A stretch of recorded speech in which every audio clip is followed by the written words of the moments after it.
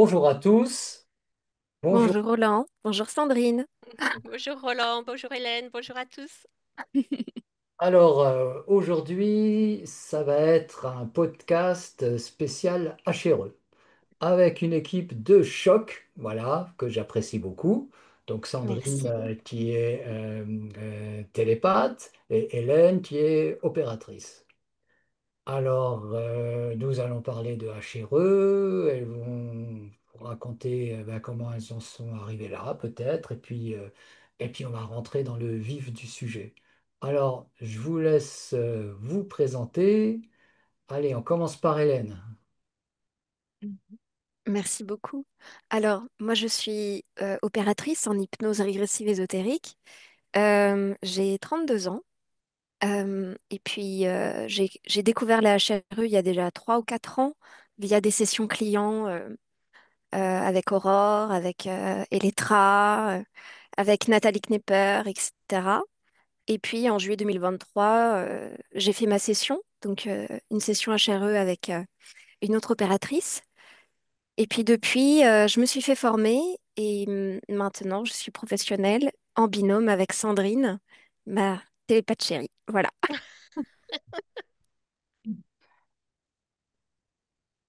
Vas-y, Sandrine.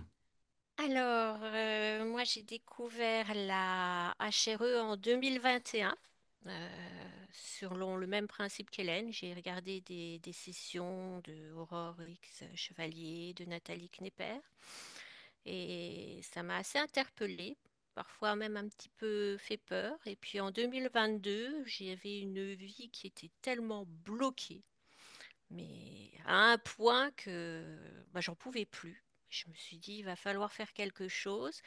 Et je me suis souvenu que lors des sessions, j'avais quand même remarqué que des personnes vivaient sensiblement les mêmes schémas que moi. Alors peut-être certains moins forts, d'autres en pire.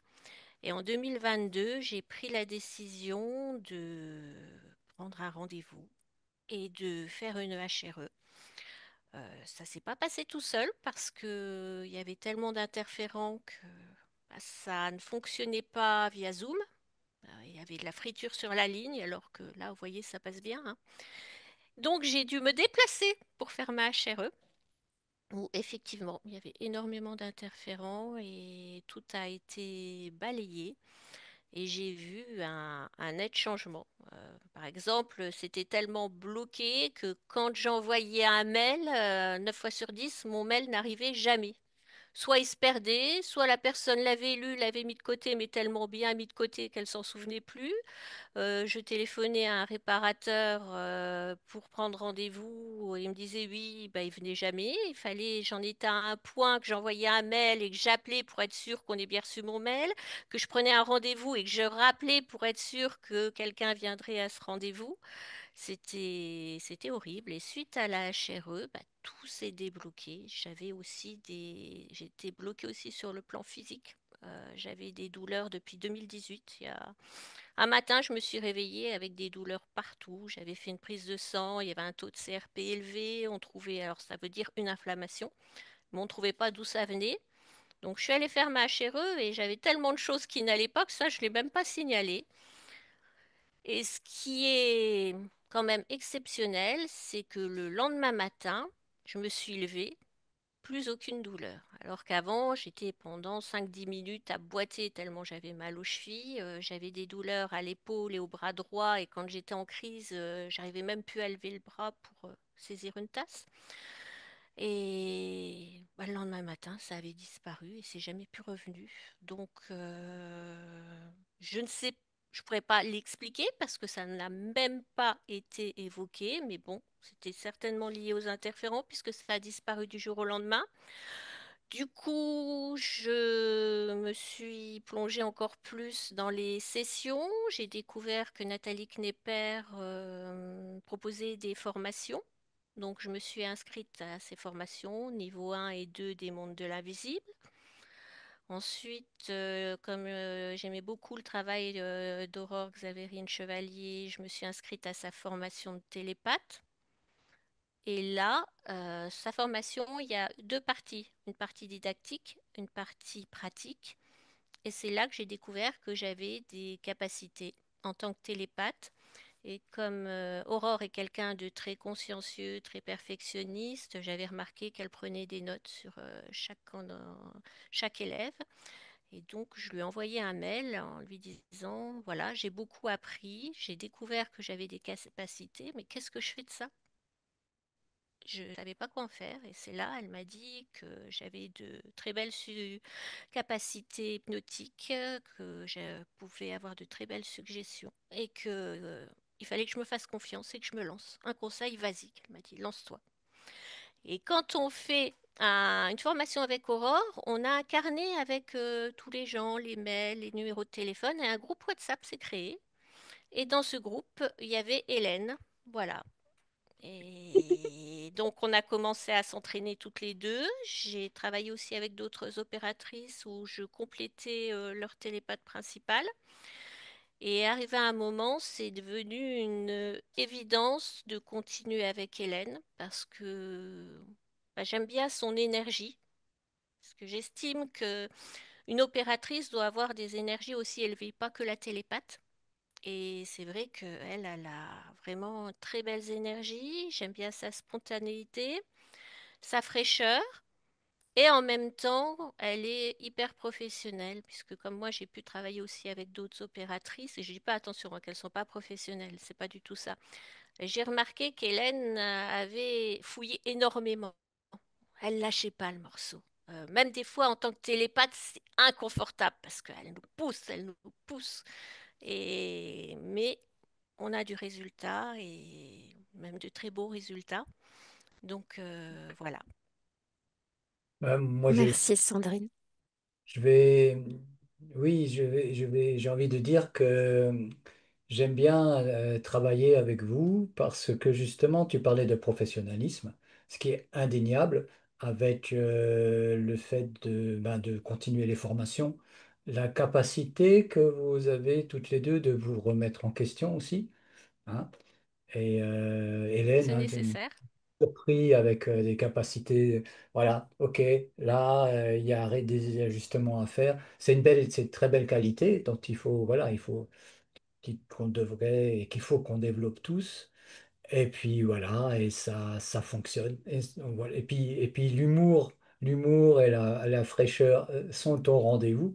Et puis c'est tant mieux parce qu'on est quand même dans un domaine où il y a parfois voilà, il y a des cas difficiles, il y a Il y des a choses des cas difficiles, qui peuvent effectivement. très noires et cet humour hein, est salvateur.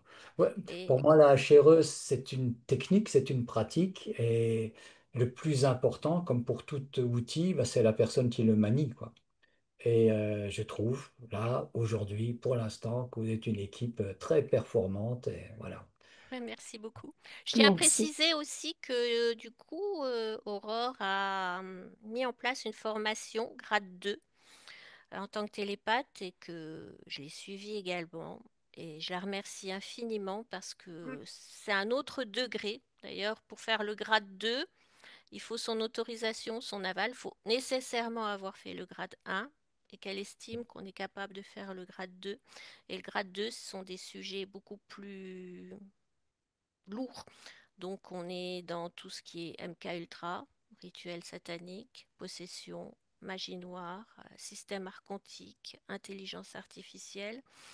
Et c'est vrai que ça m'a aussi aidé parce qu'on a eu ces derniers temps des cas vraiment Ouais. très compliqués.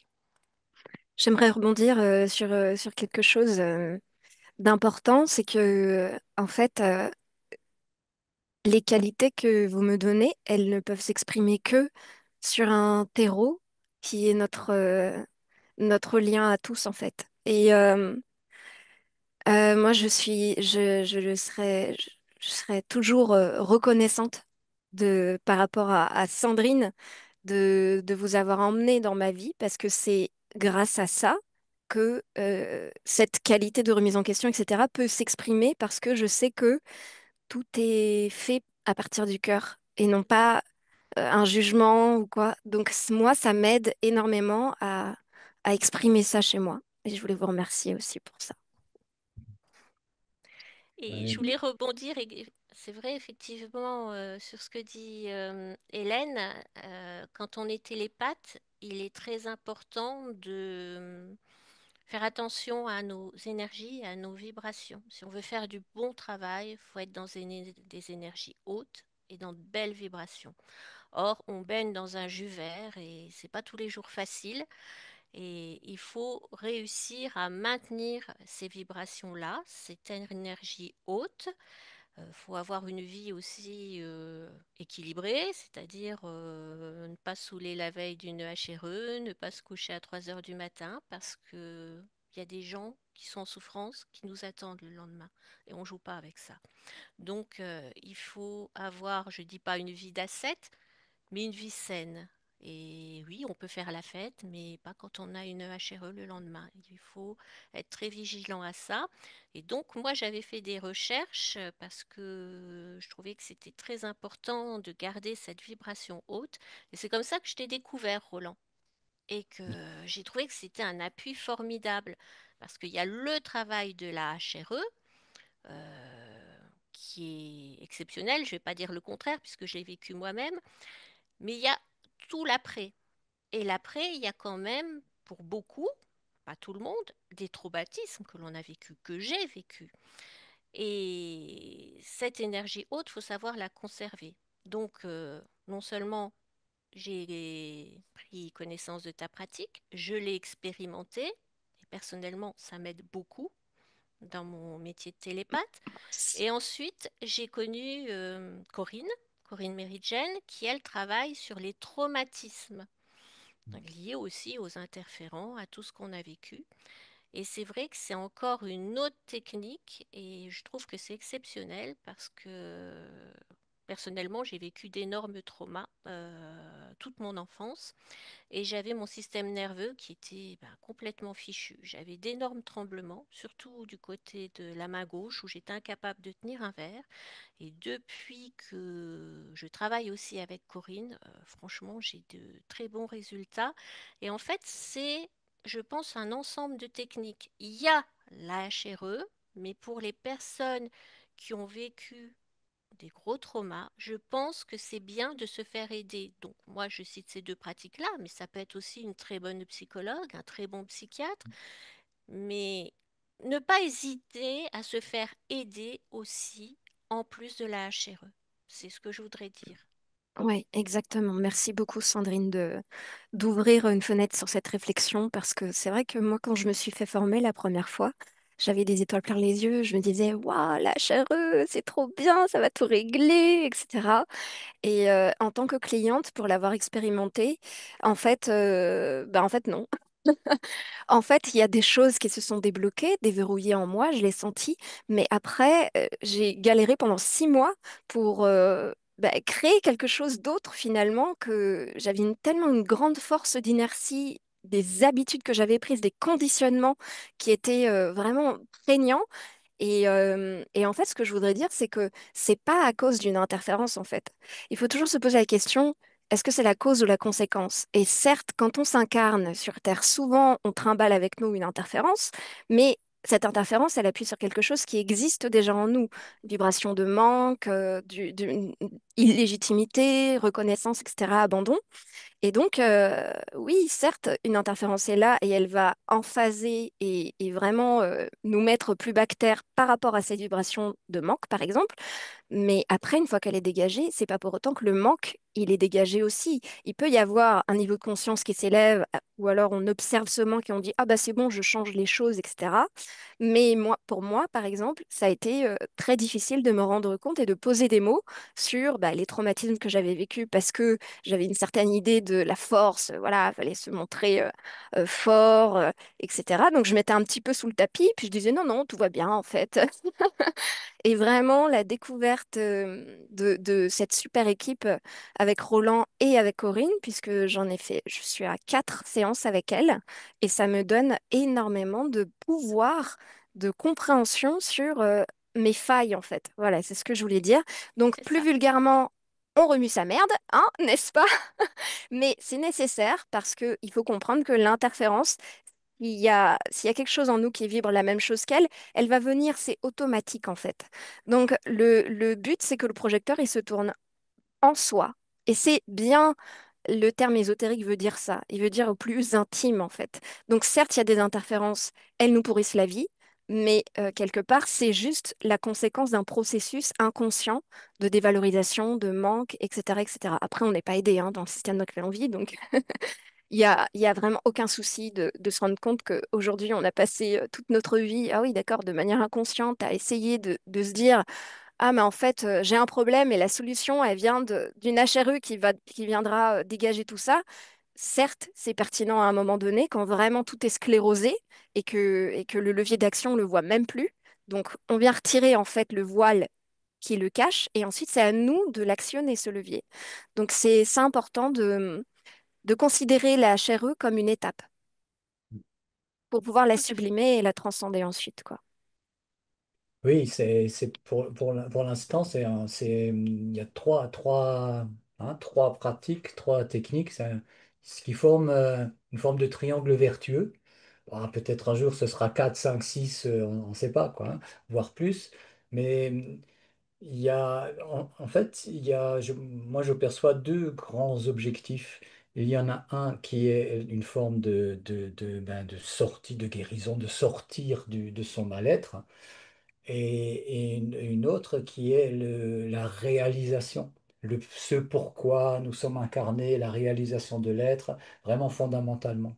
Et la pratique solaire, puisqu'on en parle aussi, pour moi, c'est cette idée de réalisation qui peut permettre peut-être à terme d'éviter, même si on ne le désire pas, d'autres réincarnations. Enfin voilà, l'objectif est très profond mais c'est un processus. Et ce processus, il faut le tenir dans la durée.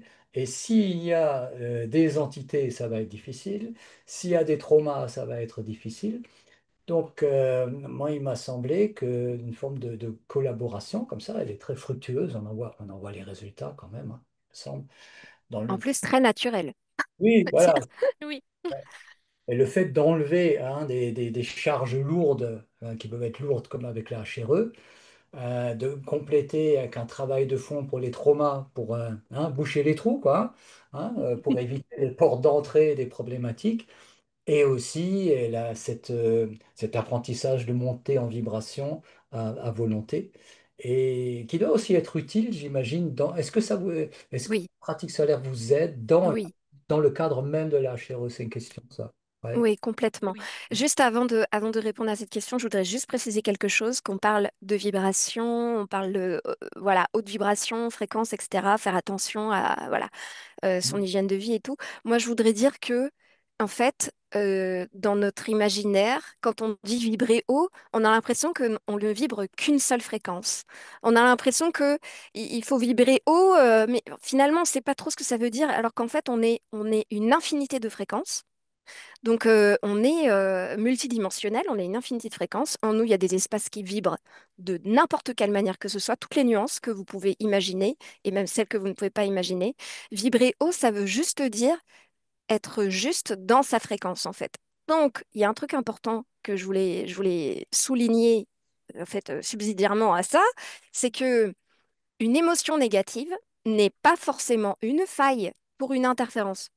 Parce que ça dépend de l'état d'esprit dans lequel on prend cette émotion, justement. Et donc, il vaut mieux, pour moi, et selon mon expérience, considérer que, bon, bah voilà, oui, c'est vrai, des fois on est en colère, des fois on a la haine, des fois on a. Voilà. Et ben ça, au lieu de le mettre sous le tapis, sous couvert de vouloir vibrer haut, on va essayer de l'observer et ensuite de transmuter, puisque c'est notre pouvoir. Donc, au lieu de se dire non, ça n'existe pas, ça, non, non, je vibre haut, finalement, est-ce que la meilleure solution, ça serait pas d'observer ça?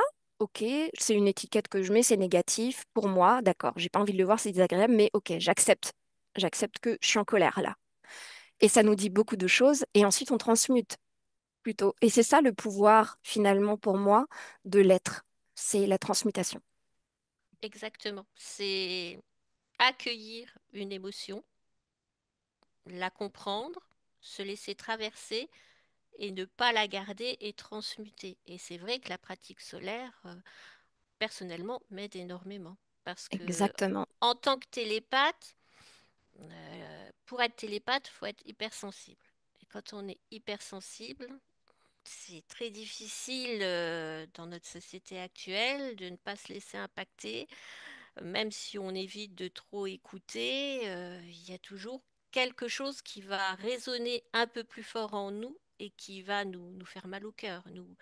Et donc, c'est accueillir, voilà, essayer de comprendre, se laisser transverser et transmuter aussi grâce à la pratique solaire. Voilà. J'ai une super anecdote par rapport à ça. Vas-y, Roland, je t'en prie. Oui, oui, parce que je voudrais rebondir, parce qu'on rebondit sans arrêt, hein. Oui. Par rapport aux émotions, je voudrais compléter, hein, selon mon point de vue, l'accueil des émotions est certes très intéressant, surtout lorsqu'il est, et uniquement lorsqu'il peut être suivi d'une transmutation, lorsque c'est des émotions, on va dire, toxiques ou indésirables. Mais il y a aussi la possibilité, et c'est ce qu'apporte également la pratique solaire, de renforcer la santé de nos filtres émotionnels et de laisser carrément en dehors ce dont on n'a pas besoin de laisser rentrer en nous. On n'est pas obligé de Hmm. se laisser traverser par toute émotion qui nous vient de l'extérieur. Quand il y a quelque chose de malveillant, hein, si par exemple Oui, oui. on vous insultait, je ne sais pas si ce serait très intéressant de l'accueillir, de travailler Ah, dessus. tout à fait. Moi, On est j'appelle ça d'accord. des pensées intrusives. Et ça, les pensées Voilà. intrusives, la Ça, ça pratique reste solaire, dehors. ça, voilà, ça, c'est stop, C'est ça juste pour repart. compléter. On Voilà. n'accueille pas. Oui, effectivement. On est parfois dans une culture un peu spiritualiste, on parle beaucoup de l'accueil de l'émotion, et ça peut aller jusqu'à ce qu'une culture de l'émotion, et puis ça peut être un gros gloubi-goulba, et Oui, effectivement. en Hmm. fait, il s'agit d'être maître dans sa maison, Tout et à si fait. tu laisses rentrer quelque chose pour travailler dessus, oui, sinon ça reste dehors si tu décides que, ou si tu vois, en fait, si Hmm. tu, parce qu'il s'agit de lucidité, hein, il s'agit de présence d'esprit, pour ne pas laisser rentrer n'importe quoi, et ce qui rentre, ou ce qui est rentré malgré nos tentatives de le laisser dehors, parce que ça arrive aussi, c'est là qu'il faut peut-être travailler dessus, Mm. transmuter, c'est comme ça qu'on grandit. Ouais. Tout à fait. Hmm. Oui, tu as Moi, je raison de rebondis. faire la différence entre ce qui C'est vient de très juste. l'extérieur et ce qui au final résonne en nous.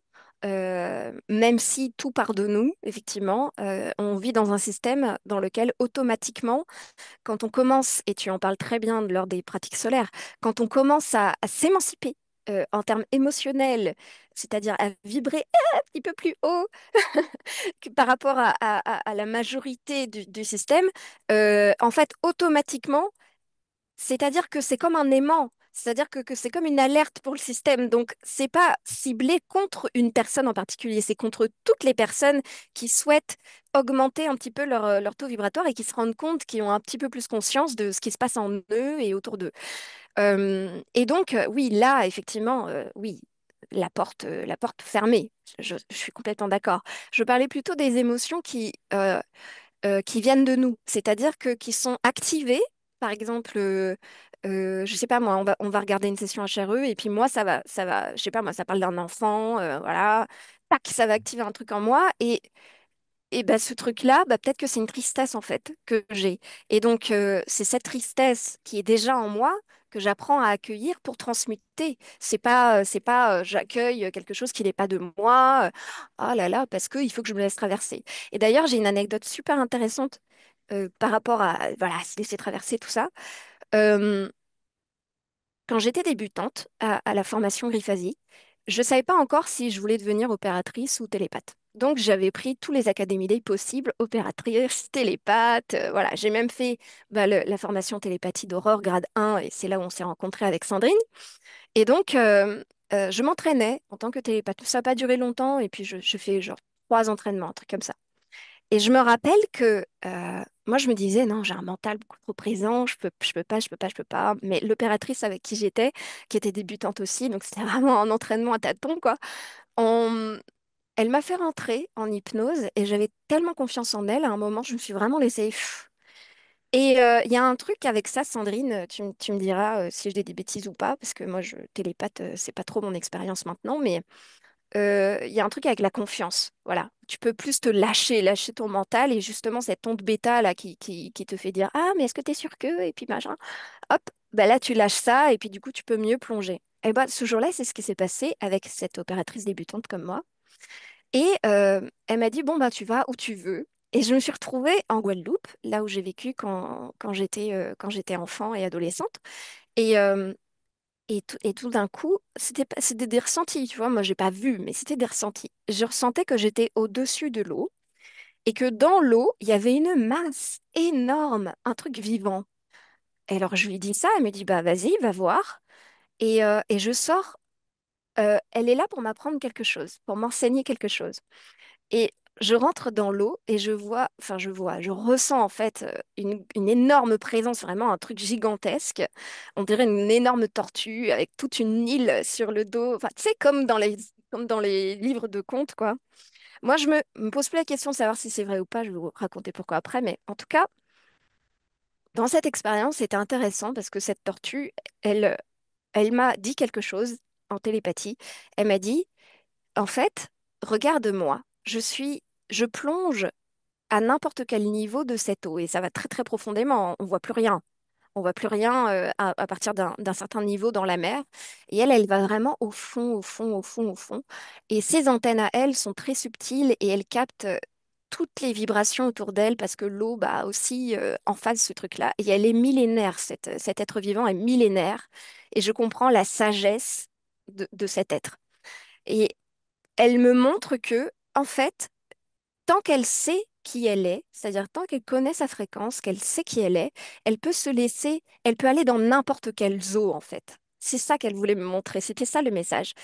Et je suis revenue avec la sensation des picotements partout dans mes mains, dans mes bras, comme si une mémoire s'était réveillée, quelque chose de, ou un programme qui s'était déprogrammé, une peur de rentrer dans ces eaux-là justement. Et ça m'a encore plus bon, maintenant, à ce niveau-là, bon, bah voilà, au niveau physique, je veux dire, j'ai moins peur, effectivement, j'ai même plus peur du tout de tous ces trucs un peu bizarres qu'on peut rencontrer dans l'astral ou en HRE.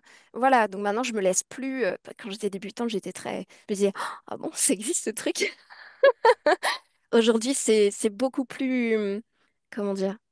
C'est l'émerveillement. C'est pas de la consternation, c'est de l'émerveillement. Je dis waouh, c'est vraiment trop beau quoi. Tout ce qu'on peut rencontrer. Après, bon voilà, ça c'est mon point de vue. Mais C'est pas toujours beau, hein. ouais, je sais, mais en fait c'est beau, méta beau. C'est-à-dire, Oui. je sais pas comment dire. Ouais, Tu vois ce ouais, que je veux dire?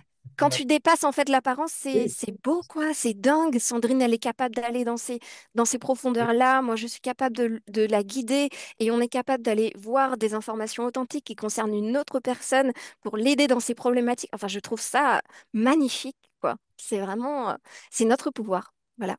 C'est pour ça que je suis contente d'être humaine aujourd'hui, alors qu'avant, je culpabilisais beaucoup. Je rebondis sur le fait que pour qu'un binôme fonctionne, il faut une très grande confiance, effectivement, parce qu'on arrive des fois dans des situations où, en tant que télépathe, c'est vrai que de toute façon, quand on est télépathe, à la base, il faut partir, il faut être neutre. On oublie la dualité et on accepte de se faire surprendre. C'est la base. Voilà.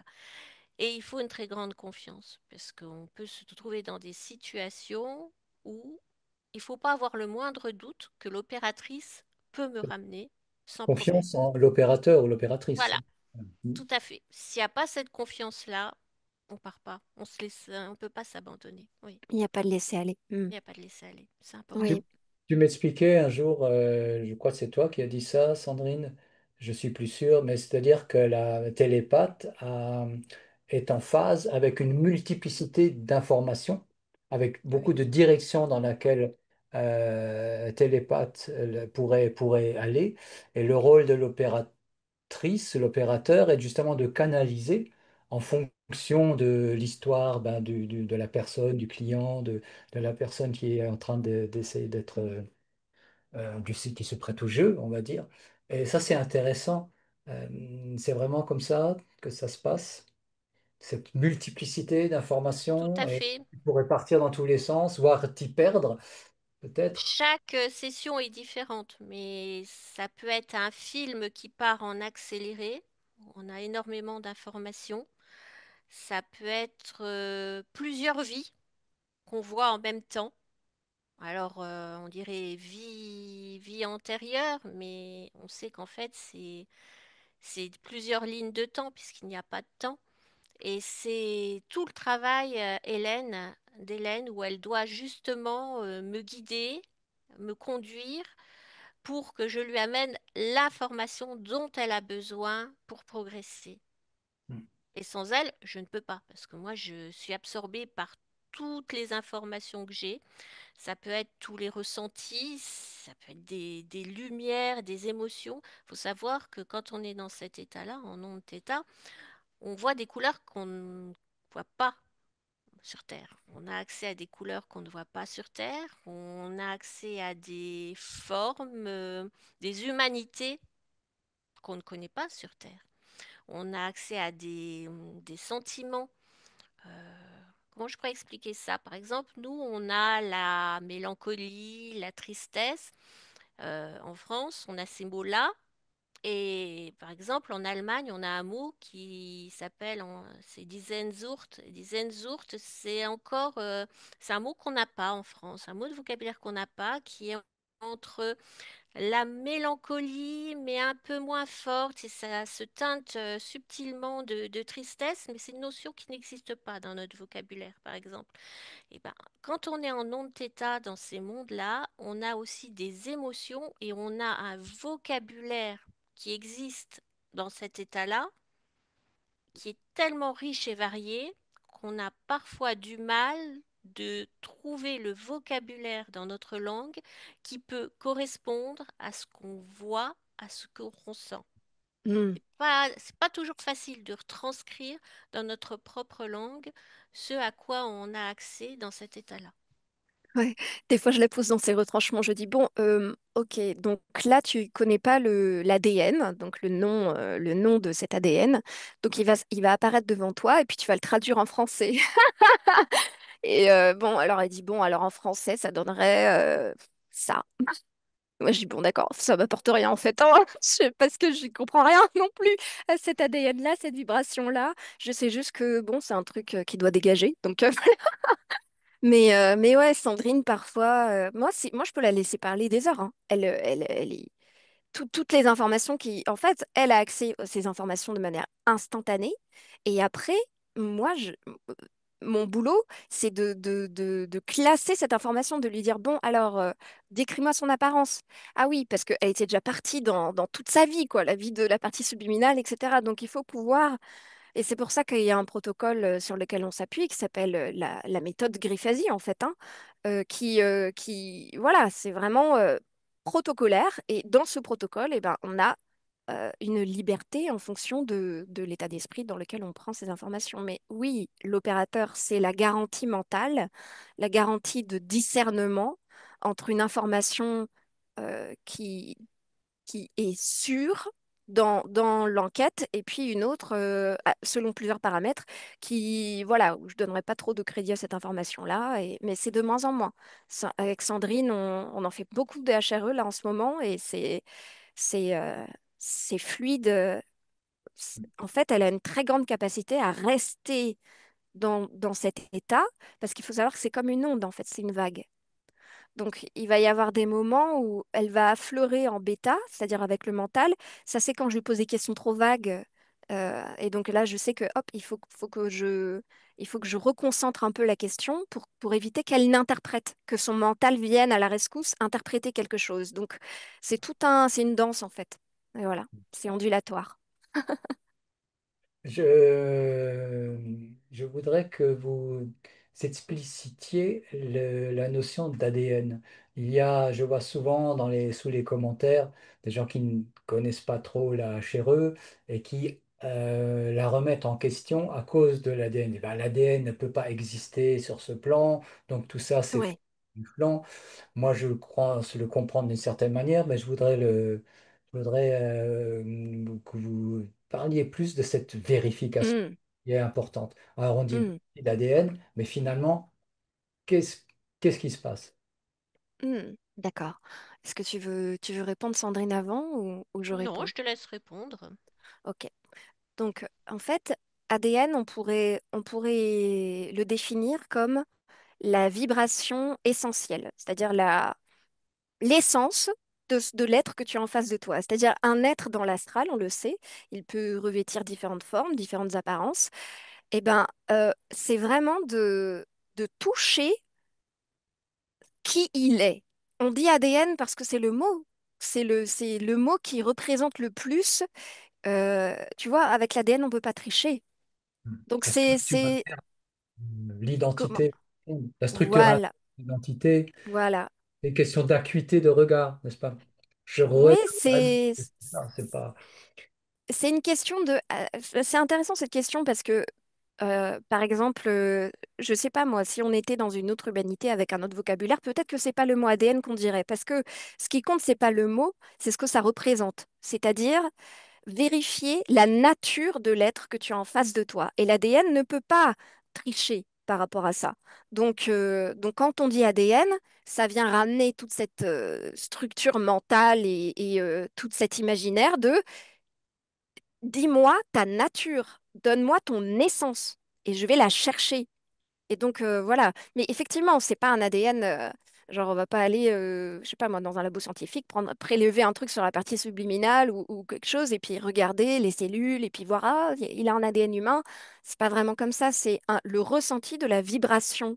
C'est comme quand il y a quelqu'un qui rentre dans la pièce, vous l'avez pas encore vu, mais vous savez que voilà, c'est un enfant, enfin, je sais pas, ça se développe ce genre de choses, mais je veux dire, c'est comme ça. Vous le sentez. Donc, Sandrine, elle est dans le monde des vibrations et des sensations. Elle n'est pas dans le monde des interprétations et des formes. C'est ça qui est important de comprendre parce que les ondes θ, c'est comme si on sortait de la boîte de la dualité. C'est comme si on sortait de la boîte de la représentation humaine étriquée avec notre vocabulaire. Mais évidemment, comme je suis opératrice et que en face, j'ai un client physique qui a une certaine culture, un certain langage, etc., bah, on a les langages qu'on a, quoi, hein, dans cette expérience. Mais ce qui compte, c'est pas le mot, c'est ce que ça pointe. C'est ce que ça représente, en fait. C'est une vérification de la nature de l'être qui se présente. Et c'est important de le comprendre parce que on pourrait dire n'importe quel mot si ce n'importe quel mot représentait ça, en fait. Tu vois? Tout à fait, c'est comme ça que je l'entendais, mais je pense que c'est bien de le préciser. Tu as Mm. quelque chose à compléter, Sandrine? Non, c'est parfait, je Non. n'ai rien à Ah, rajouter. ah ouais. Moi, je dirais, voilà, c'est voir, hein. Je regarde, hein. C'est Avatar, là, c'est je te vois, quoi. C'est rentrer Exact. en profondeur sans. Ouais, c'est l'acuité du regard et qui va chercher le réel derrière les apparences, hein. Ouais. Ouais. Ouais. Et d'ailleurs, je voulais juste comparer, par exemple, à une session client où la personne, on arrive, elle est dans une scène où elle est, voilà, elle n'a pas de volonté, par exemple, elle comprend même pas ce qui se passe, et puis elle tourne en boucle sur je sais pas moi, une émotion de culpabilité ou quoi. Elle voit même pas Sandrine arriver dans la scène, on peut pas lui parler, etc. À ce moment-là, la partie subliminale, elle est comme, elle a l'impression qu'elle est soumise. Donc, les interférences qui sont dans la scène eh ben, elle tire parti de cette impression puisque c'est finalement toujours la partie subliminale qui crée, en fait, hein. Donc, ce qu'elle croit, elle le crée. Donc, l'interférence a beaucoup de volonté dans son espace. Elle a beaucoup de moyens d'action. Et il est pas rare que quand on demande l'ADN à ce stade-là voilà, de l'accompagnement à ce stade-là de la HRE, il n'est pas rare que la partie subliminale, quand elle voit l'être en face, que Sandrine, elle, a vu comme un reptilien, par exemple, eh ben, la partie subliminale voit un être, par exemple, qui peut changer de forme, changer d'apparence, ou qui est caché, qui est sous une capuche, qui ne veut pas montrer son visage, etc. Et dans ce cas-là, elle va dire, mais il me laisse pas voir, il me laisse pas voir, je comprends pas qui il est, etc. Et donc, tout le but de cette vérification, c'est aussi de vérifier que à la fin, elle voit tout clairement comme Sandrine le voit. C'est-à-dire, elle voit tout ce qu'est la situation avec les interférents tels qu'ils sont. Et ça, tant qu'elle n'y est pas, à ce stade, à cette prise de conscience, on lâche pas le morceau. Faut qu'elle se dise, il y a un truc qui est pas normal, il y a un truc qui est bizarre. Et c'est marrant parce que au fur et à mesure qu'une session se déroule. Alors après, ça arrive plus ou moins rapidement. Bon, puis toutes les sessions sont différentes, mais je voulais juste rapporter qu'au fur et à mesure qu'une session se déroule, quand elle passe de je sais pas ce que je fais là, qui il est, qu'est-ce qu'il fait, à tiens, il y a un truc bizarre, et ben elle va commencer à noter des trucs bizarres. C'est-à-dire, elle va voir l'interférence, donc qui jusque-là, par exemple, était peut-être un guide de lumière. Et puis je vais lui dire, bah tiens, tourne autour de lui, qu'est-ce que quelque chose attire ton attention. Elle va me dire, c'est bizarre, il a une queue. Et c'est là que tu te rends compte, ok, elle commence à prendre conscience qu'il y a un truc qui va pas. Et donc tu vas aller t'engouffrer dans cette prise de conscience en fait. Et c'est super intéressant, c'est vraiment super intéressant. Et en plus, il y a beaucoup de résonance avec tout ce qui est archétype, symbole, voilà, parce que ça fait des milliers d'années qu'on a les mêmes symboles en tête et puis on est drivé par ça. Donc c'est marrant le pont que tu peux faire avec la psychologie et tout ça, quoi. Voilà. Et pour en revenir sur le rôle de l'impératrice, c'est aussi, comme on expliquait, où elle me guide et en même temps elle m'aide parce que ça m'arrive d'arriver parfois, heureusement, c'est pas tout le temps, dans des scènes où je ne suis pas bien. Je ressens de fortes nausées, où j'ai l'impression de me déplacer comme dans du mercure, dans un truc pas confortable. Et ça, c'est le rôle de l'opératrice de m'aider à évacuer ça. Ouais. Le but, c'est la neutralité. Voilà. Mais effectivement, il y a des scènes dans lesquelles c'est un petit peu plus difficile de l'atteindre. Et donc, c'est important qu'en même temps, la télépathe dise. Parce que moi, j'ai connu quand j'étais débutante des télépathes, elles disaient pas. Je sais pas, elles se disaient peut-être non, bah, je suis pas censée ressentir ça. Bon, c'est là où on voit tout le mental et l'interprétation et tout. Mais c'est là où on voit le cheminement aussi, hein, de débutante à professionnelle, et où il y a vraiment un état d'esprit, un paradigme qui s'est inversé, quoi. Donc il faut pouvoir exprimer tout ce qu'on a à l'intérieur, tout en sachant et en ayant confiance que bah, en fait c'est qu'un temps et puis ensuite elle va me faire switcher, tac, et là c'est bon, ça y est, je vais pouvoir voir la scène de manière plus neutre, etc., quoi. Mais c'est vrai que des fois les informations elles n'arrivent pas de manière fluide ou de manière voilà, c'est un peu englué tout ça, donc il faut pouvoir passer au-dessus aussi. Et ce qui est important aussi, c'est que donc tu disais que la télépathe, c'est important qu'elle soit neutre, mais c'est aussi que l'opérateur soit neutre aussi. Donc ça, ben, la pratique solaire, justement, m'aide énormément à faire ça. Parce que aujourd'hui, on me voit telle que je suis là, donc je suis assez solide sur mes appuis. Voilà, mais vous m'auriez connue il y a un an, mais j'étais un pendule, quoi. Toujours dans des émotions extrêmes, de droite à gauche, de droite à gauche, c'était terrible. Donc, je voulais dire aussi qu'il y a une vraie joie et une vraie pertinence à travailler sur soi-même, même si on n'aime pas ce mot-là. Mais au début, c'est un travail, c'est une torture. Faut aller voir ce qui nous emmerde quoi, vraiment à l'intérieur de nous. Et c'est désagréable, non. Et puis en fait, on se rend compte que ça peut être beau aussi. Et puis ça fait qui nous sommes aujourd'hui. Oui, la neutralité, hein, le point zéro, ça demande finalement, ça demande quoi? Ça demande une extrême, n'ayons pas peur des mots, intelligence, vivacité d'esprit, Mm. rapidité d'esprit pour Oui, arriver, voir le concept qui est peut-être en train de t'envahir ou de te séduire. Et attention, parce qu'on a des appétences avec tel ou tel concept, hein, dans nos mémoires, dans nos conditionnements. Et la neutralité, c'est un peu comme un funambule, hein, qui marche sur un fil. Et c'est un état d'équilibre vivant, comme instable, hein, mais plutôt on peut dire vivant. Et la pratique solaire, sa réponse pour arriver à cet état de neutralité, de page blanche, la recherche de l'intelligence pure, de la conscience aussi pure qu'elle puisse être, c'est justement le mariage de la stimulation de l'esprit et de l'énergétique, la force, la structuration. Voilà. Euh, bon, c'est pas un podcast pour parler de la pratique solaire, mais sans un travail fondamental comme est la pratique solaire, des procédés, des pratiques comme les hypnoses régressives de toutes sortes et plein d'autres thérapies peuvent être interférées, hein, c'est le mot, par des mémoires, des conditionnements. Rien de plus difficile que cette fameuse neutralité, quoi. Et c'est un travail constant, hein, c'est là qu'il faut être capable de remise en question, parce que parfois on s'est laissé embarquer. C'est, oui, travail, non, oui, c'est l'art, c'est aussi l'art d'être heureux, quoi. Et alors, quand tu as une pratique qui te rend heureux parce que tu es équilibré, parce que tu es capable de dissoudre des ombres ou de transmuter des choses, bah, c'est la clé du bien-être, voilà, d'un équilibre plus grand. Si c'est travail, ben alors bravo, bravo pour ce travail. Voilà, je préfère le terme d'art. C'est un art Tout à Hmm. fait. de Ça vie. se cultive. Ouais, Du point de vue dans lequel tu es, j'ai aucun doute que tu prends ça comme un art aujourd'hui, comme une danse, finalement, comme une dynamique vivante et toujours.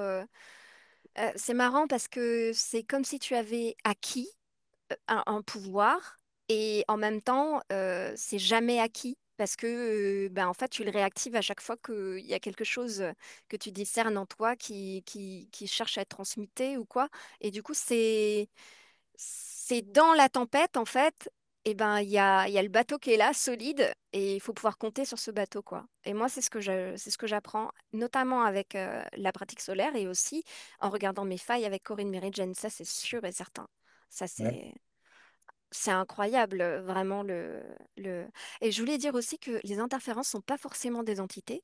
En fait, au niveau physique, une interférence, c'est simplement ce qui rentre en interférence avec une fréquence qui est pas de la même, c'est pas la même longueur d'onde, quoi. Donc ça s'appelle une interférence au niveau physique. Enfin, je veux dire physiquement, dans les sciences physiques. Et donc, une interférence, c'est par exemple quand vous vous faites dire par vos enfants qu'ils n'ont pas besoin de vous et que c'est bon, maman, laisse-moi tranquille, par exemple, ce genre de choses. Si ça vient activer en vous quelque chose de l'ordre de je, comment, oh non, mais ça me rend trop triste, par exemple, c'est une interférence, même s'il n'y a pas d'entité derrière. C'est une interférence pour vous. Comment est-ce que vous allez le gérer? C'est ça qui compte en fait. Donc que ce soit une entité qui se nourrisse en fait d'une faille ou que ce soit une faille qui est activée par une situation dans laquelle il n'y a pas d'entité, c'est la même chose. Faut regarder en vous et transmuter. Voilà. Très bien, très bien, très bien. Eh ben, on va clore, hein, sur ce. Déjà? Non, on va pas clore. Ah, et nous sommes à 1 heure et quart. Allez, encore. Déjà? Oui, oui, oui, oui. Hein, ça passe vite quand on est bien. Waouh là là. Ouais, il y a tellement de choses et le temps alors Ah bah, et cette notion, ouais bah oui, c'est tellement important de ça. choses. Alors vas-y, vas-y, vas-y. Non, Quoi? bon, alors, ok, pour aller un peu vite, Non, malheureusement, mais je sais, voilà, c'est pas la dernière, notre dernier podcast. oui, ouais. Alors, je voulais juste préciser quelque chose par rapport au temps, parce que, et je vais parler encore de sciences physiques et même de sciences quantiques, en fait, quand le temps est intégré dans une équation, c'est pas le temps en tant que tel, c'est un espace-temps. Donc, il y a les physiciens ont déjà compris, espace-temps. Ça veut dire quoi? Ça veut dire que vous êtes dans un espace en 3D, hein, 3 dimensions, hop, et puis vous êtes dedans. Et puis, il y a 3 événements, par exemple, qui se passent. Et en fonction de là où vous êtes, vous allez voir premier événement, 3 secondes avant le deuxième, 6 secondes avant le troisième, par exemple. OK. Eh bien, c'est parce que vous êtes là. Mais si vous déplacez votre point d'observation et que vous regardez à partir de là, dans ce cas-là, vous voyez plus que 2 événements, par exemple. Ou si vous déplacez votre point d'observation, vous regardez les mêmes événements mais ils n'ont pas cours à la même vitesse et dans le même temps, selon la manière dont vous le regardez, en fait. Donc, quand on part en HRE, il s'agit d'avoir intégré cette notion que ce que mesure votre montre, c'est pas le temps. Ça égrène des secondes selon un laps de temps avec une vitesse, etc., pour vous donner l'illusion que, bah, en fait, il y a quelque chose qui passe, mais ça n'est pas le temps qui passe. C'est votre perception du temps. C'est parce que on vous a conditionné et on est tous conditionnés, on vit tous dans ce système humain dans lequel, voilà. Bon, je dis pas que le temps, c'est pas bien, hein. Juste que quand on va en HRE, dans ces zones θ, ce ne sont pas des temps, ce sont des moments, c'est des fréquences. Et quand on se branche à cette fréquence-là, eh ben, de manière infinie, c'est la même fréquence. Donc, il y a des parties subliminales qui tournent en boucle sur la même fréquence, elles ne savent même plus depuis combien de temps. Elles ont complètement oublié ça. Il n'y a plus la notion de temps, justement. Donc, après, elles voient une Sandrine qui vient dans leur espace. Elles disent, mais qu'est-ce qu'elle fait là, elle? Eh ben moi, je suis là pour te faire voir qu'en fait, il y a une autre manière de regarder cette situation. Et ce qu'on fait, c'est qu'on switch juste le point de vue. Et si ça plaît à la partie subliminale, qu'elle a l'impression que ah bah, je respire mieux comme ça. Bah oui, en fait, c'était complètement stupide de rester dans cette émotion-là, etc., etc. Là, on touche l'ésotérique, c'est-à-dire ce qui est à l'intime. C'est une motivation intrinsèque et non plus extrinsèque. Donc, c'est une grosse différence, je trouve, avec peut-être d'autres techniques, c'est que nous, on s'appuie sur ce qu'il y a intrinsèquement. Et s'il y a un client qui vient nous voir en disant, bon, alors j'ai toutes ces problématiques, il faut qu'on fasse une HRE, et que dans la partie subliminale, quand Sandrine se connecte, en fait, la partie subliminale n'a même pas conscience de là où elle est, eh ben, ça veut dire qu'il y a quelque part en elle un endroit qui avait conscience de là où elle était, qui est venu modifier.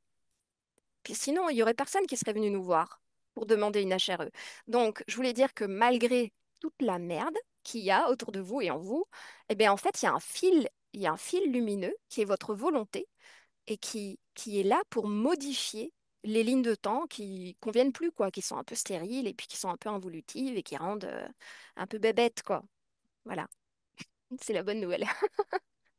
Waouh, bravo, hein, parce que ces notions de ligne de temps sont souvent très complexes. Tu l'exprimes très très bien, bravo. Oui. Sandrine, Ah, merci. par rapport justement cette question du temps, tu as des choses à nous raconter? C'est exactement ce que Hélène a expliqué, à savoir que c'est vrai, expliquer le temps, ça prend énormément de temps, ne serait-ce que dans les séminaires de Nathalie Knepper, je crois qu'elle consacre plus d'une journée à expliquer les lignes de temps. Mais c'est vrai, quand on est en onde θ et qu'on arrive sur une partie subliminale, on est dans un espace-temps. Voilà. Et elle n'a pas conscience du temps, le plus souvent. C'est tout à fait ça. Exactement. Hmm. Et donc, c'est important d'intégrer cette information pour savoir ce qu'on fait, tout simplement, en HRE. Et si on n'a pas compris le temps, on ne sait pas ce qu'on fait. On peut pas, on peut pas rester. En fait, quand on a compris cette notion, on ne peut jamais être bloqué lors d'une session. Jamais. Puisque à chaque fois, tu peux régresser dans un moment où elle est peut-être plus apte à nous parler, ce genre de choses. Donc, c'est vraiment une notion qui apporte de la souveraineté, de la liberté de comprendre ça. C'est important de le comprendre. Ouais, c'est comme des couches superposées, plutôt que, voilà, c'est pas le temps linéaire tel qu'on Non, le connaît, c'est des superpositions d'états. On pourrait parler, hein? Exactement. On pourrait parler comme ça. Ouais, ouais, c'est passionnant.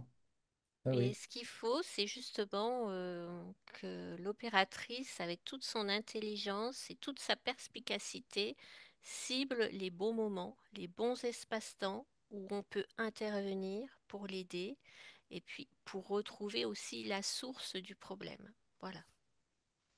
Mais Ah, voilà, tu fais très bien d'en parler, Sandrine. Je voulais préciser un truc sur les origines d'une problématique. Mais vas-y, Roland, je t'en prie. oh ben non, vas-y, vas-y, c'est bon. Ah, pardon. J'ai perdu le fil. J'ai Ah, changé de ligne. Ligne de temps. pardon, excuse-moi, j'ai éteint. Bon, alors, je voulais préciser que quand on dit qu'on va à la cause ésotérique d'une problématique, dans notre imaginaire, on a l'impression que c'est le point, la toute première fois, le premier point d'origine dans tout ce qu'on est, dans toutes les dimensions qu'on est, toutes les espaces-temps et tout. Là, on a vraiment un seul point dans lequel toutes les problématiques sont arrivées. En fait, c'est pas vraiment comme ça, euh, puisque comme le temps n'existe pas, quand on dit qu'on va à la cause ésotérique, on va aller à un espace-temps, dans un moment dans lequel une vibration vraiment désagréable, par exemple de la tristesse ou la mort subite d'une partie physique qui n'a pas compris et qui reste bloquée dans son incompréhension et à vouloir vivre sur Terre alors qu'elle n'est plus incarnée, par exemple, et euh, ben voilà. En fait, je voulais juste te dire que la cause ésotérique, elle n'est pas forcément, il faut pas la comprendre comme quelque chose de linéaire. C'est vrai qu'on a cette notion de cause à effet. Donc, c'est vrai que quelque part, quand on a dans un espace-temps une partie subliminale, une partie de cette partie qui vibre tristesse, par exemple, énorme, ça va faire comme un virus. Et cette vibration, elle va se répandre dans toutes les créations, dans toutes les dimensions qu'a cette partie subliminale. Donc, nous, quand on arrive à cet espace-temps, certes, c'est l'espace dans lequel ça vibre le plus, dans lequel il est important d'annuler ça, par exemple. Mais ça ne veut pas dire que c'est le seul espace dans lequel on vibre la tristesse ou dans, voilà. Je voudrais juste faire passer l'idée que c'est infini tous les espaces que l'on est. On est vraiment multidimensionnel. On a tous ces espaces vibratoires en nous. Et donc, c'est important de comprendre que ici, on est des humains et on est dans une expérience humaine. Et malgré tout l'imaginaire que ça peut vous amener, le fait de vous dire que vous êtes humain, par exemple de la culpabilité, parce qu'on fait n'importe quoi sur cette planète, ah là là, etc., vous l'êtes. Donc, si vous vous dites que je veux pas être là, et ben, en fait, il y a une partie de vous qui sera pas là.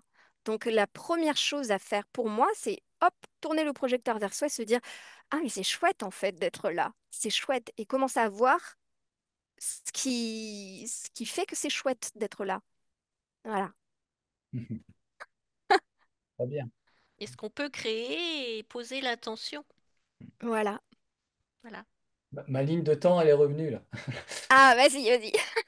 Euh, le télépathe, ou la télépathe, ou voilà, Sandrine, euh, lorsqu'elle va aller sous l'impulsion, sous ton impulsion, l'impulsion de l'opérateur ou l'opératrice, il y a comme, si je veux dire, c'est étonnant comme ça va devenir vite ciblé. Ça va venir comme presque automatiquement, on va trouver l'épisode ou un des épisodes clés. Oui, Qu'est-ce qui se passe là? Parce que c'est infini, tu viens de le dire. oui, Là, oui, c'est énorme, les différentes couches, les problématiques. Donc, c'est comme si c'est peut-être l'intention de trouver le nœud qui fait que, hein? Est-ce que c'est ça? C'est tout à fait et ça. oui, C'est ça. C'est en et fait, oui, c'est dans l'intention. Et en fait, exactement. l'intention, c'est aussi la véritable bienveillance. C'est l'intention d'apporter quelque chose à l'autre. C'est chercher à l'aider, chercher, c'est une forme de compassion aussi. La personne est c'est un peu coincée, elle est un peu dans la merde là, et on Oui, cherche. Et le fait d'émettre cette intention, c'est une espèce comme de radar qui va trouver dans exactement. temps extrêmement riche, extrêmement complexe, des, voilà, des nœuds spécifiques. Alors, ce sera Ah oui, peut-être mais justement, qu'est-ce qui fait que euh, on a cette intention, donc on a cette intention et puis on trouve le moment. C'est aussi parce que c'est une co-création avec la partie subliminale qui, certes, dans un moment, quand Sandrine s'y connecte, elle a l'air de rien comprendre et d'être bloquée dans un truc, mais il y a une partie d'elle qui sait. Et c'est sur cette partie-là qu'on s'appuie, en fait, avec laquelle on co-crée. Et c'est hyper intéressant de constater que, en fait, elle a déjà toutes ces infos-là, cette partie-là. C'est juste qu'elle en a plus conscience. Donc, notre travail, c'est de lui faire prendre conscience de tout ce qu'elle a en elle. C'est simplement ça. Après, il y a plusieurs voilà, stratégies en fonction puis de l'intuition, des compréhensions, etc. Mais le travail reste le même. L'intention, c'est accompagner une partie subliminale à comprendre sa situation d'un autre point de vue et vouloir modifier sa situation selon ce que elle souhaite maintenant. C'est tout le travail de la transmutation dont on parle, qui se joue à ce niveau-là. Tout à mais fait. quand même, très souvent, elle a l'air complètement larguée, hein. C'est assez surprenant les Ah premières oui, fois. oui, oui, oui, Ah, oui, tout à fait. Mais comprendre. attends, si on arrive à une partie subliminale complètement larguée, c'est bien parce qu'il y a un client physique qui est venu nous voir. Mhm. Ça veut dire quelque part que dans cette partie subliminale complètement larguée, il y a une vibration de volonté de comprendre et de modifier cet espace-temps. Donc la partie subliminale, c'est la partie physique, sauf qu'elle en a plus conscience. Et d'ailleurs, ce que j'adore le plus, c'est à la fin des sessions, quand la partie subliminale, qui au début voulait être appelée un autre prénom parce que s'identifiait à une autre expérience, eh ben, s'incorpore, on va dire, s'incorpore, prend connaissance en fait des informations qui la concernent ici et maintenant, de la ligne de temps dans laquelle on l'a contactée, de sa partie physique actuelle. Et donc ça montre qu'elle est prête à assumer la responsabilité de cette vie-là. Et c'est vraiment magnifique à voir. Je confirme. Ouais. Selon vous, alors, quelle est la meilleure, le meilleur état d'être de l'âme subliminale par rapport à son incarnation? C'est un peu ce que tu viens de dire, je pense, mais Hmm, quel est l'idéal, si on pouvait, comme ça, l'aider en un claquement de doigts? Quelle est la juste relation entre l'âme subliminale et on va dire, le système d'incarnation? hmm. C'est justement de ne pas faire la différence entre l'un et l'autre. Voilà, qui est pas de méconnaissance, qui est une forme de Voilà, vision exactement. Une forme d'incorporation de toutes les ensemble. Ouais. informations qui la concernent au niveau physique et vice-versa. Mhm. Et les cas les plus embêtants, c'est cette forme de rejet ou de déconnexion, hein. Ouais. Ouais. Ah oui. Qui Ouais. n'est qu'une croyance finalement. Et c'est Une cette croyance. Et dans ce domaine, les croyances ouais, ont valeur de réalité, de quoi. réalité, exactement. C'est pour ça qu'on est là euh, pour infuser une autre fréquence, celle de la volonté, celle de la joie aussi, Mm. de s'incarner dans un corps physique. Et c'est pas parce qu'on est sur Terre en 2025 sur cette ligne de temps qui apparaît pourrie que on est obligé de se laisser aller à toutes les infos un peu pourries qu'on voit. Et voilà. Non, non, autre chose est possible. On peut vivre et non pas survivre. C'est Et se, différent comme paradigme. et se relier à sa joie intrinsèque. Ouais, ouais. Eh bien, ah ben voilà, c'est vrai, il y avait des choses encore importantes à dire. Allez, le mot de la fin. Sandrine. Rebondis, Sandrine. Fais-nous le mot de la fin. Après, ce sera Hélène. Eh ben, Voilà. On était bien là. C'était oui, bien. Ouais. on était très Ouais, bien. Je dirais que ouais. c'est un sujet vaste et que si ce qu'on a pu expliquer, exprimer, suscite des questions, qu'on peut être disponible pour répondre aux interrogations. Voilà. Oui, oui, oui. N'hésitez pas, hein, ceux qui nous écoutent, à mettre des commentaires sous la vidéo. Vous savez que moi, je réponds dans la mesure du possible. Et là, Hélène et Sandrine se feront un plaisir aussi, hein. On peut considérer un petit peu, même si ce n'est pas l'objectif, hein, cette chaîne, d'être un peu comme un forum aussi, avec des partages. Et on sait qu'il y a des partages avec des professionnels, hein, notamment de la HRE qui interviendront. Et je pense qu'on aura pu faire découvrir aussi. Un peu plus finalement cette activité, un peu plus en profondeur que le côté un peu spectaculaire auquel on assiste des fois. Ah oui, tout à fait. Ouais, Tout à fait. ah ouais, c'est très. Alors le sujet est vaste, hein, effectivement. Ah On oui, pourrait encore en parler des heures, donc on on a refera. voilà, certainement, il existe des points que des personnes auraient souhaité qu'on aborde et qu'on Ah, ce sera dans les questions. malheureusement on n'a pas abordé. Donc voilà. Hélène, à toi. Euh, Moi, je dirais que je te remercie, Roland, de nous faire confiance. Et Sandrine, je te remercie pour ta confiance. Et je remercie Corinne et Emma aussi, qui sont... En fait, ensemble, on est juste... c'est la première fois que je peux me relier authentiquement avec le cœur, avec des gens qui sont sains et qui visent en fait le bien-être pour eux et pour tout le monde. Et qui se prennent pas trop pour... tu vois? Qui sont humbles en fait. Et voilà, c'est vraiment ma fréquence et c'est le rire aussi. Donc, c'est vrai que je peux paraître un peu wouh, mais quelque part, c'est ma fréquence, voilà. Et c'est ce que je voulais dire, c'est que souvent, les personnes qui sont un peu perdues, elles se posent la question de c'est quoi l'objectif de leur vie, pourquoi elles sont là, c'est quoi leur mission de vie, etc. Et bon, vous prenez ou vous prenez pas, hein, j'ai pas la science infuse, mais en tout cas, selon mon expérience, c'est que votre objectif, c'est vous qui vous le créez en fait. Vous êtes libre de le faire. Donc, commencez à vous poser la question de ce que vous aimez. Et de là, de cette fréquence de joie, en fait, va découler tout un tas de conséquences que vous n'auriez même pas imaginées avant. Ça, c'était un beau mot de la fin. Allez, au revoir. Merci Au revoir. Roland, Merci. merci Au à revoir. tous. Au revoir Hélène.